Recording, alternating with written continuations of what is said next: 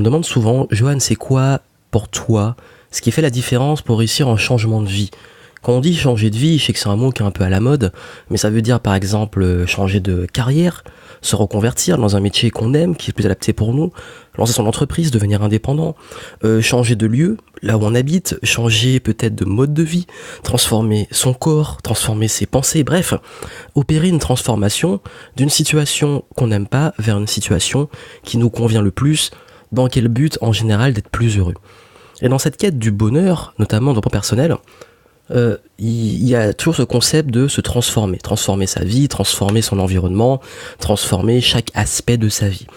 Et j'ai déjà expliqué plusieurs fois que pour se transformer, il faut travailler de façon holistique. Je vous invite à écouter mes derniers podcasts, j'ai assez développé ça. Et ici, je voulais vraiment vous dire, insister sur un point qui pour moi fait vraiment la différence, et je vais vraiment vous parler de comment j'ai réussi à vaincre des très très très mauvaises habitudes que j'avais. Et comment j'ai réussi à changer sur plein d'aspects. Parce que on me voit aujourd'hui, on voit comment je suis, mais j'en parle peut-être dans beaucoup de mes formations et dans beaucoup de mes vidéos plus en coulisses, notamment dans mes vidéos qui présentent les formations, les transformations que j'ai opérées. Et c'est vrai qu'à une époque, j'étais loin d'être celui que je suis aujourd'hui, que ça soit au niveau de la gestion des émotions, je me laissais très facilement emporter. Bon, aujourd'hui, je suis encore un petit peu sanguin entre guillemets, mais c'est quand même le jour et la nuit comparé à avant. Il y a également un autre point qui est le point de aussi l'aspect mindset, dans le sens où avant j'étais plutôt quelqu'un qui était à fond distraction, à fond déconcentration. Enfin, j'étais vraiment celui qui passait son temps vers le fun plutôt qu'à être vraiment sérieux, à réussir à se mettre au travail, donc bien loin de l'entrepreneur que je suis aujourd'hui. J'étais également quelqu'un d'assez timide et réservé, même si je suis toujours quelqu'un d'assez introverti, assez calme. C'est maintenant que j'ai fait plus de 2000 vidéos et plein de contenus, on peut dire que j'ai réussi à vaincre ça, surtout que maintenant que je fais des conférences devant des centaines de personnes. Bref, tout ça pour vous dire que oui, on voit toujours les résultats là où les gens sont arrivés, on se dit waouh, il y en a beaucoup qui me disent waouh, c'est une inspiration, c'est top de voir que tu arrives à faire autant de contenu, que tu arrives à avoir autant de discipline, à faire tout ça, mais très honnêtement, ça a été j'en ai chié quoi, je vous le dis en toute transparence et je le dis tout le temps, et c'est peut-être pour ça d'ailleurs que j'essaie au maximum d'inspirer et partager les choses. C'est-à-dire qu'on croit souvent que les gens sont des génies, il y en a parfois qui me disent que je suis surdoué et tout. Non, mais en fait quand je vois le parcours et tout ce qui a été fait, je me dis que tout le monde peut le faire, parce que je pense pas être plus intelligent ou meilleur que d'autres personnes. Par contre, je pense je pense sincèrement par contre que j'ai vraiment et j'ai beaucoup travaillé peut-être plus que j'ai fait plus de choses que les gens seraient prêts à faire. Et de ce côté-là, je veux le partager avec vous, parce que en ce moment, je fais une conférence. Vous avez le lien en description si vous voulez la voir, parce que ça a tellement plu que j'ai décidé de faire d'autres sessions. Vous pouvez vous inscrire pour la prochaine session dont le lien est en description. Dans cette conférence, j'explique l'importance des habitudes et je développe tout ça. Et dans le concept des habitudes, il y a un truc qu'on fait souvent dans le plan personnel et qui est très à la mode, c'est de faire les gens danser, taper dans les mains, se mettre en situation d'euphorie et tout. Parfois même on les met en transe dans beaucoup de séminaires, et moi c'est un truc, pour l'avoir essayé, mais c'est pour ça que maintenant je vais plus trop à ce genre de séminaire, c'est que ça marche peut-être sur des personnes, mais moi ça me saoule en fait, et ça n'a aucun effet sur moi. Et quand je vous dis ça n'a aucun effet, limite ça a plutôt un effet contraire, c'est à dire que je me sens vraiment con, et j'ai l'impression qu'on me prend pour un con, et en plus ça me met mal à l'aise plus que ça me met dans le bon état, alors que les gens autour de moi ils sont bien. Et le problème de ça, c'est que je pense que, alors je vais pas me mettre à clasher forcément ces méthodes, parce qu'il y a des gens qui sont plus réceptifs et sur qui ça marche, mais pour moi le temps personnel, taper dans les mains et faire les gens être contents, danser, rigoler, dire qu'ils sont les meilleurs pendant 5 minutes, c'est peut-être que ça marche très bien, mais pour moi en fait c'est comme si on prenait un mouton, on le tondait et on disait voilà, j'ai changé ta vie et ta vie a changé. Et pourtant, le mouton, il est le même. C'est juste qu'il a changé d'apparence pendant un petit moment et que ça va repousser. Et pour moi, c'est la même façon. C'est un peu comme les médicaments qui vont soigner peut-être des symptômes, qui vont peut-être soigner votre mal de tête, qui vont soigner des boutons, qui vont soigner, vous allez mettre de la crème hydratante. Pendant un petit moment, vous allez être plus hydraté. Et puis au bout de quelques heures, quelques jours, ben ça va revenir pareil. Vous avez des symptômes qui vont revenir, vous allez avoir la peau qui se redéshydrate. Et pourquoi ? Parce que vous n'avez pas peut-être des bonnes habitudes d'hygiène de vie, vous avez un problème plus profond que vous n'avez pas réglé. Et du coup, on essaie de mettre un pansement sur une plaie qu'on n'a pas désinfectée, qu'on n'a pas soignée. On cache le truc, on pense qu'on met, c'est comme si on met du déodorant sur une mauvaise odeur au lieu de traiter directement la mauvaise odeur. Et le problème de ça, c'est que ce genre d'emploi personnel, ça crée des addictions. C'est les gens qui, et c'est peut-être votre cas, et franchement si c'est le cas, c'est important que vous que vous travaillez dessus, c'est les personnes qui ont toujours besoin de shots de motivation. C'est-à-dire qu'on ont besoin de se nourrir de ce genre de motivation, qui ont tout le temps besoin de payer pour aller à des trucs comme peut-être l'UPW, et honnêtement j'ai du mal avec ce truc, qui ont toujours besoin d'aller taper dans les mains, qui ont toujours besoin d'aller se nourrir de vidéos de motivation. Je suis conscient que de temps en temps ça peut mettre la patate, ça peut être bien de temps en temps, mais si votre motivation dépend que de ça, mais je dis bien, dans le cas où ça dépend que de ça, c'est qu'il y a un problème. C'est que vous avez un problème plus profond que vous essayez de camoufler en vous créant comme des sortes de shots d'adrénaline, je vais y arriver, des shots d'adrénaline qui sont en fait des shots de motivation que vous prenez en regardant les vidéos et tout. Et je vois tellement souvent gens qui mettent en commentaire merci, quand je vais pas bien, je vais voir tes vidéos, ça me fait du bien. Si tu vas pas bien et que t'as besoin de vidéos pour aller mieux, peut-être qu'il est temps de faire un travail de fond en fait. Peut-être qu'il est vraiment temps que tu ailles mieux tout le temps, pas juste quand tu vois une vidéo. Et je sais que ça peut être dur à entendre, mais c'est une réalité. Pourquoi ? Parce que c'est exactement comme quand vous prenez un shot de distraction pour vous sentir mieux, un shot de nicotine, un shot de sucre, un shot d'alcool, un shot de drogue, je sais pas, peu importe. C'est une addiction. Vous devenez addict à la motivation et au développement personnel. Et c'est une réalité.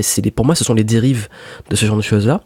Et pour vous donner un exemple, j'avais 2 grosses addictions quand j'étais plus jeune, mais je suis pas spécialement vieux non plus, mais bon, on va dire il y a 10 ans, j'avais 2 grosses addictions. La première, c'était le sucre. Le sucre, c'était plus il y a 15-20 ans, quand j'étais ado.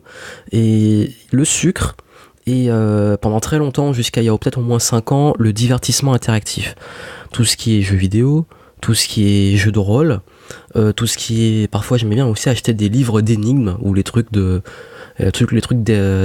game, tous les trucs d'énigmes, de recherche, j'étais accro à ça. C'est-à-dire du divertissement, mais pas le divertissement passif où tu regardes juste une série ou un truc, du divertissement où tu interagis, tu es dedans.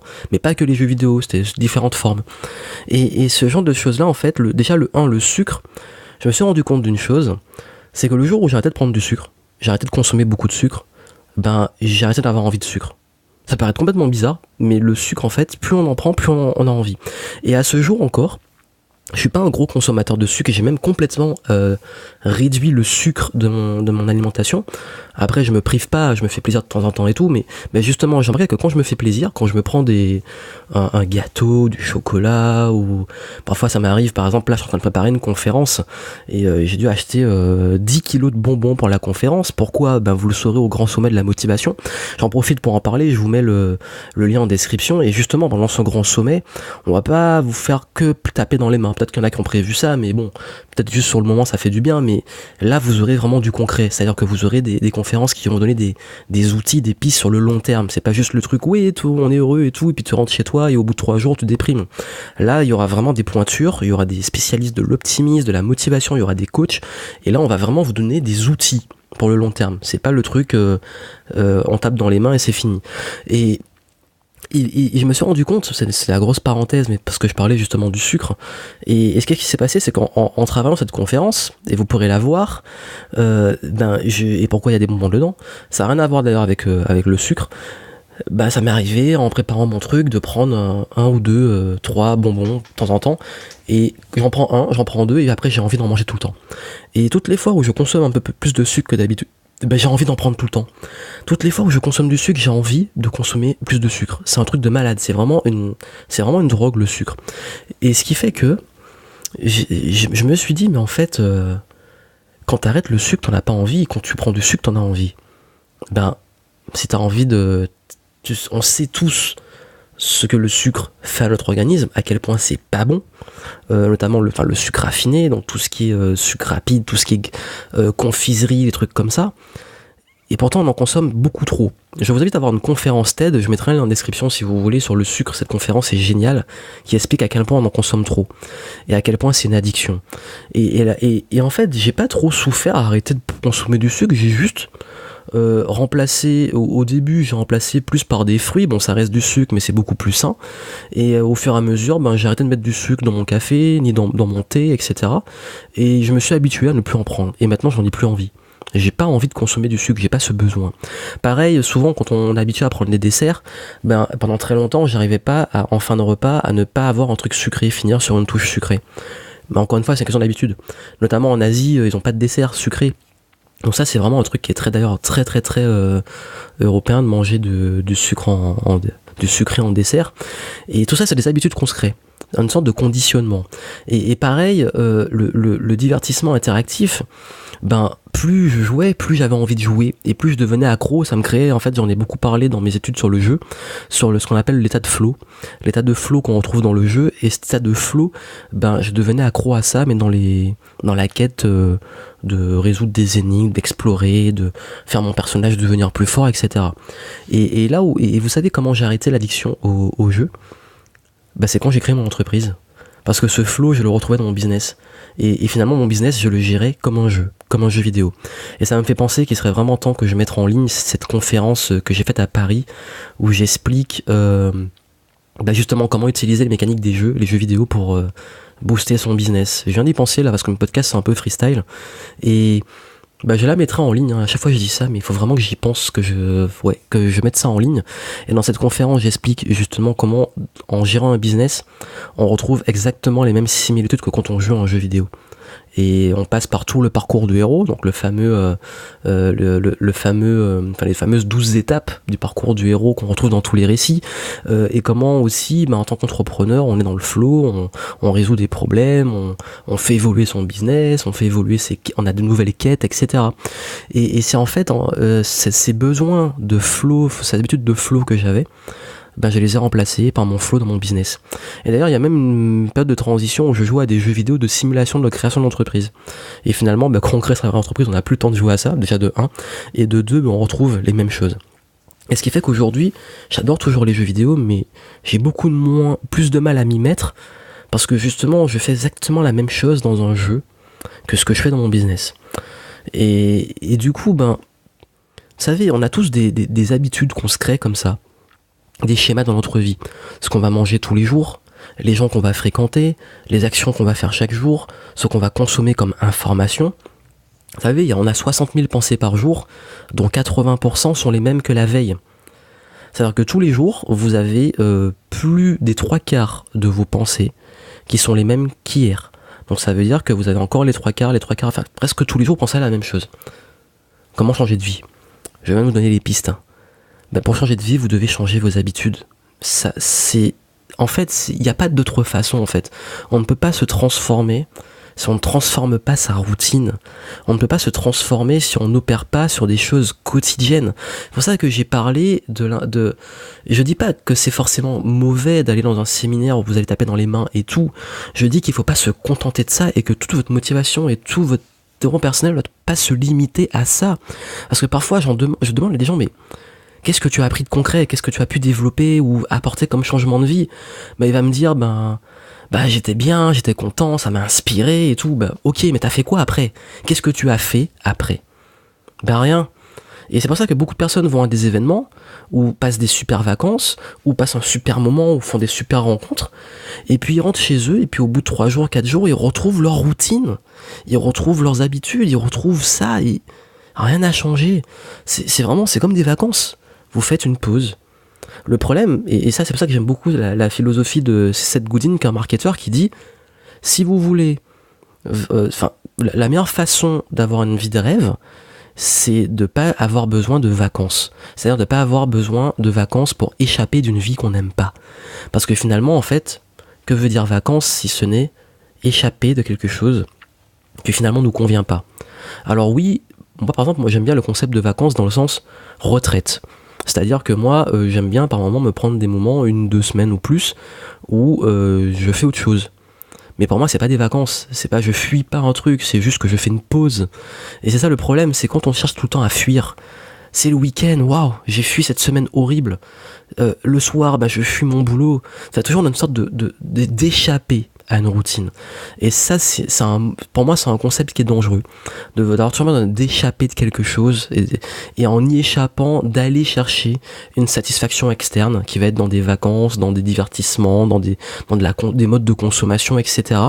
Et quand ça devient uniquement ça, quand il n'y a pas d'équilibre, quand ça tourne juste autour de ça, c'est qu'il y a un problème de fond. Et si vous voulez changer de vie, il va falloir changer vos habitudes, il va falloir changer vos routines. Et quand j'ai réussi à toutes mes transformations, c'est venu comme ça. Par exemple, au niveau de la gestion des émotions. Comment j'ai changé le fait que je m'étais souvent en colère, que je m'énervais pour rien, que parfois un moindre souci du quotidien, je pétais un câble, j'en faisais des tonnes alors que c'était pas des trucs graves. Comment j'ai géré ça ? C'est avec des petites habitudes. C'est à changer ma façon de percevoir les choses et de gérer les problèmes. Et au fur et à mesure, en fait, au début, j'avais un système de gestion de problèmes que j'avais appris via des coachings, des livres, etc., que j'ai développé un petit peu en prenant des trucs à droite à gauche. J'ai développé un système que j'utilise moi-même. D'ailleurs, ce système, je vous le donne, que ça soit dans le programme Envol, dans le programme Les 16 étapes, dans tous les programmes que je propose, vous allez le retrouver. D'ailleurs, si vous suivez la conférence, vous pourrez avoir cette méthodologie, dont le lien est en description, et c'est un système que j'ai et qui m'a permis, en fait, dès que j'ai un souci, j'avais un carnet et je notais ça. Je notais mon problème et comment j'allais le résoudre. Et à force de le faire, c'est devenu un automatisme et je le faisais tous les jours. Et après, j'ai commencé à me calmer, à mieux gérer, parce que gérer un problème aussi, il y a la façon pratique, logique, et il y a la façon aussi ressentie et émotionnelle, liée à la perception. Donc j'avais toutes ces phases. D'abord, changer la perception du problème, me calmer, reprendre le contrôle, la respiration, tout ça, prendre du recul, poser les idées, trouver des solutions, agir, etc. Et tout ça, tout ce système, je crois qu'il est en 5 ou 6 étapes, ça m'a permis de changer mes habitudes face à ça. Pareil, ce que je consomme. J'ai vu que je passais trop de temps, parfois j'ai pris conscience de comment je perdais du temps en divertissement, notamment devant des séries, des jeux, etc. J'ai vu vraiment le temps que j'y passais. Qu'est-ce que j'ai fait ? J'ai carrément remplacé ce temps-là par quelque chose qui était plaisant aussi, qui était plus de la lecture ou plus de la création de contenu, quelque chose de plus qui exploitait plus mon cerveau. Il y avait aussi l'aspect, le souci que j'ai eu aussi, et c'est l'une des habitudes les plus difficiles que j'ai eu à changer, c'était au niveau de la consommation. On dit les médias, mais moi j'ai jamais été très média télévision, mais c'est le social media. Et j'étais devenu accro aux réseaux sociaux. Donc social media, donc c'est les médias, mes réseaux sociaux. Et je passais beaucoup de temps dessus et je me rendais compte que plus je passais du temps dessus, plus mon moral baissait. Pourquoi ? Parce que je tombais sur des messages de gens, parfois je voyais des trucs, les gens qui réagissaient à l'actualité, je voyais des messages de haine, de racisme, des trucs, mais parfois on arrive à se dire, j'en arrivais vraiment à détester les gens. Et c'est pas une blague, c'est que à cause des réseaux sociaux, je détestais les gens.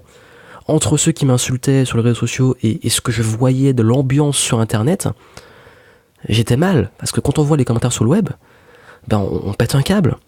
J'en ai parlé dans d'autres vidéos, j'avais dit que il y a un moment, en fait, on arrive à un stade où, si tu veux rester sain mentalement, tu peux plus être connecté au cerveau des gens à tout le monde comme ça, parce que parfois ça va loin dans ce qu'ils disent et dans le malsain, dans la haine, etc.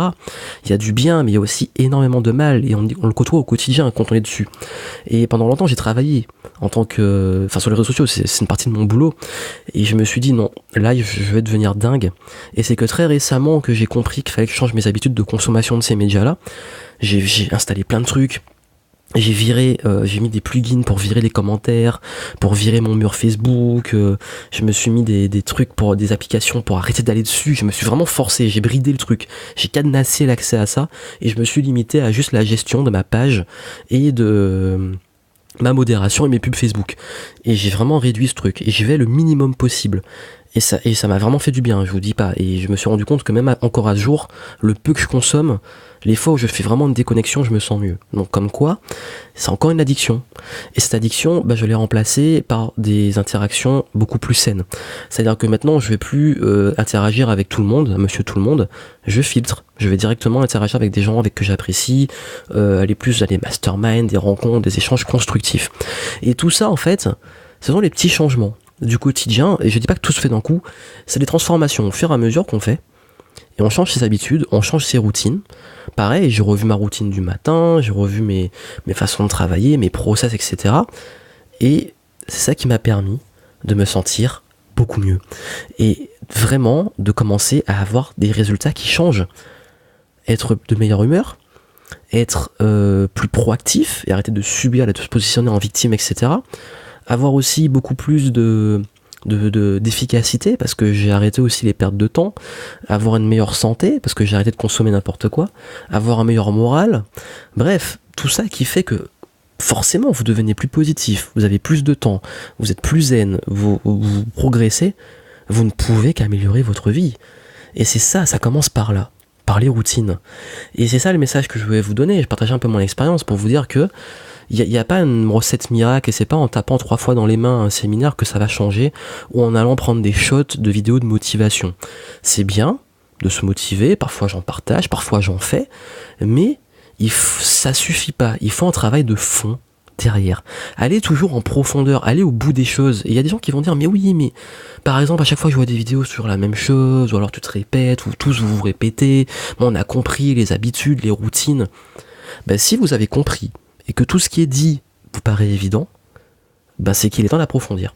C'est qu'il est temps que vous alliez au fond des choses et que vous demandiez, poser une vraie question. Qu'est-ce que moi j'ai appliqué concrètement ? Parce qu'il n'y a pas d'autre secret. Il n'y a pas d'autre secret que l'introspection et le changement de ses habitudes. Et ça passe, vous savez, le cerveau, il fonctionne comment ? Avec des connexions. Plus vous prenez des habitudes, plus il va créer des automatismes, des connexions. Et au début, c'est pas évident, et plus vous allez le faire, plus ça va se créer, et plus vous allez devenir meilleur. J'en ai parlé, par exemple, cette semaine, vous allez sur ma chaîne YouTube, j'ai fait des vidéos sur comment désapprendre pour apprendre, comment se former, aller plus en profondeur, comment atteindre l'excellence et pas la perfection.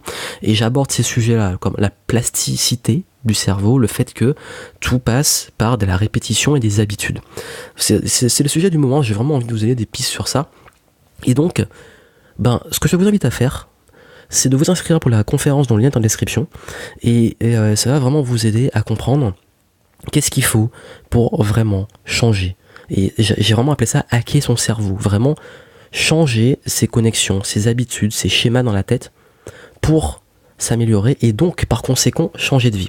Et si vous voulez un gros déclic, un gros coup de pied aux fesses et voir vraiment un truc que j'ai fait et qui va pas juste vous faire vous dire wow durant les 10-15 minutes de conférence en direct que je ferai à Paris, mon but c'est que vous sortiez de là et que vous vous rappeliez des images que je vais vous donner, de ce que je vais vous donner pour comprendre à quel point vous avez un pouvoir que vous n'imaginez même pas.